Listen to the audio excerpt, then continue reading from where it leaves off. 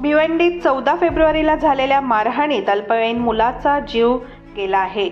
भिवंडीत 14 February रोजी एका BNN कॉलेजच्या बाहेर किरकोळ वादातून झालेल्या मारहाणीत गंभीर जखमी झालेल्या अल्पवयीन युवकाचा उपचारादरम्यान आज मृत्यू झाला. संकेत सुनील भोसले असं मृत्यू झालेल्या 16 वर्षांच्या युवकाचं नाव आहे. त्याच्या नातेवाईकांनी मृतदेह ताब्यात घेण्यास नकार दिला आहे. या मारहाणी प्रकरणात शिंदेंच्या शिवसेनेचे भिवंडी शहर उपप्रमुख कैलास धोत्रेंविरोधात गुन्हा दाखल करण्यात आला आहे. कैलास धोत्रे आणि त्याच्या गुंडांनी संकेत भोसलेचं अपहरण करून त्याला जबर मारहाण केल्याचा आरोप आहे. या मारहाणीत संकेतचा मृत्यू झाला. त्याच्या मृत्यूची बातमी कळताच BNN कॉलेज ते वऱ्हाळदेवी रोड परिसरात संतापाची लाट उसळली. काही गाड्यांची तोडफोड करण्यात आल्यानं परिसरात तणावाचं वातावरण निर्माण झालं आहे. गाड्यांची तोडफोडची सारी घटना CCTV कॅमेऱ्यामध्ये टिपली गेली आहे.